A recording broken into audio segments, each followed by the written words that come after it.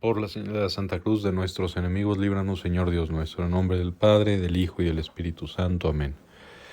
Señor mío y Dios mío, creo firmemente que estás aquí, que me ves, que me oyes. Te adoro con profunda reverencia. Te pido perdón de mis pecados y gracia para hacer con fruto este rato de oración. Madre mía Inmaculada, San José, mi Padre y Señor Ángel de mi guarda, intercedan por mí. Pues hoy 21 de septiembre la Iglesia recuerda a uno de los cuatro evangelistas, nada más ni nada menos que a San Mateo, y como es lógico en el Evangelio se nos recuerda pues cómo fue llamado Mateo por Jesús para hacerlo uno de sus apóstoles.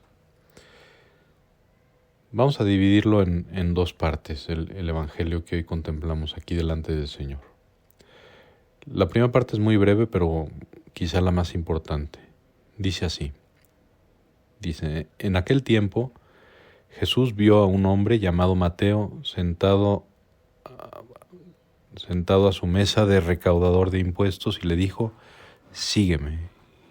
Mateo se levantó y lo siguió. Qué impresión esta llamada del Señor, una vocación, ¿no?, que consta de una sola palabra, por lo menos es lo que el mismo protagonista, San Mateo, nos deja escrito en su Evangelio. Sígueme, ¿no? Obviamente podemos presuponer que Mateo ya había escuchado de Jesús. Seguramente ya tenía como una espinita, ¿verdad?, clavada, animándolo a querer conocer a Jesús. No sabemos si él ya estaba como harto de la vida que llevaba. Recordemos un poquito que él era recaudador de impuestos, siendo judío, para el país invasor, para Roma, un publicano, por lo tanto tenido por sus compatriotas como pecador, como traidor a la patria, ¿no? Alguien que trabaja directamente recaudando dinero para el invasor, ¿no? Imagínate. Seguramente que un trabajo así, que exigía por un lado pues ponerte del lado del invasor y por lo tanto ser tenido por traidor por los demás, pues seguramente que un trabajo así pagaría bien, ¿no? Nadie se iba a dedicar a esas cosas sin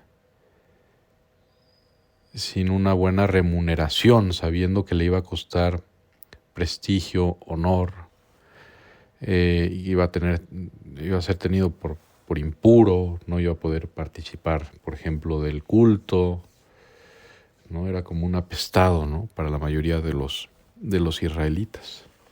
Por lo tanto, le pagarían bastante bien. Y también era una persona con cierta formación matemática, vamos a decirle así, ¿no?, de contabilidad. Hacía bien seguramente su trabajo. No era una persona común y corriente en ese sentido. Y habría escuchado a Jesús y quizá, como decíamos, estaba cansado de esa vida ciertamente bien pagada, pero económicamente, pero al mismo tiempo una vida de vergüenza ante quizás su propia familia, desde luego ante su propio pueblo, ¿no?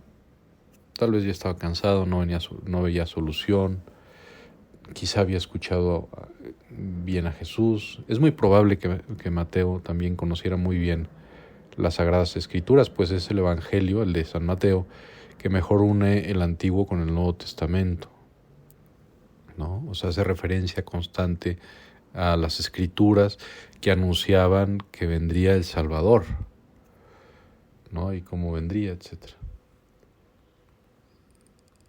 Entonces, eso es lo primero que quería subrayar. O sea, una persona que trabajaba así, que seguramente había oído hablar del Señor, tal vez estaba cansado, pero no había encontrado una salida. Y oh sorpresa, que el mismo Jesús, pasando delante de donde él estaba ejerciendo su oficio, o sea, en medio de sus ocupaciones ordinarias, le sale al encuentro. Y no solamente para llamarlo a la conversión, oye, deja de pecar, conviértete, sino para que sea nada más ni nada menos que uno de los apóstoles, sígueme. Y él brevísimamente nos dice, su evangelio, se levantó y lo siguió. Qué maravilla que en ese momento tuvo la gracia necesaria para seguir al maestro, porque quizá en su situación muchos otros no le hubieran hecho caso. Fundamentalmente por 3 razones. Quizá habría gente que trabajando en eso se mostraba indiferente ante los llamados de Dios a la conversión, ¿no? Y eran indiferentes a la situación que vivían dentro del pueblo judío, siendo como los, decíamos, apestados, publicanos, pero no les importaba, ¿no?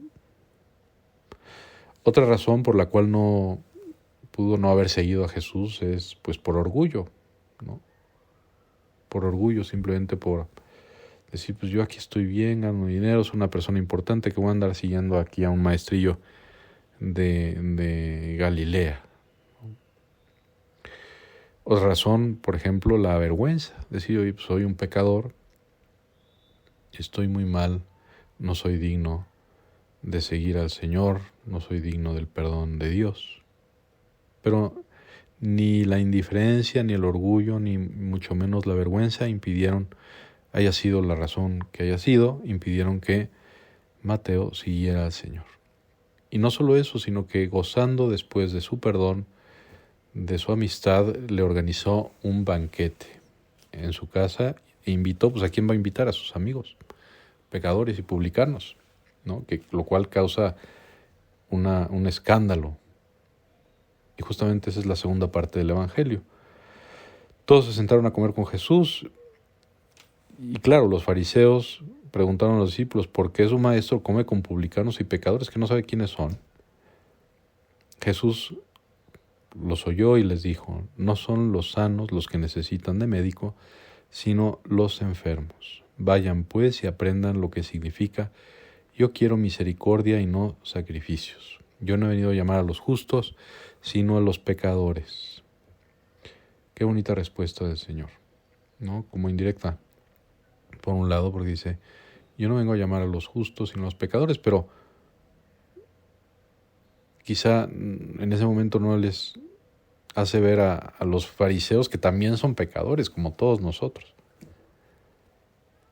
Jesús vino por todos nosotros porque todos somos pecadores y todos tenemos la necesidad de ser salvados, de ser recibidos, de ser llamados a la vida de santidad, como lo hizo con Mateo. A él como apóstol, fundamento de la iglesia, uno de los 4 evangelistas, pero a ti y a mí también. Pues que no tengamos miedo de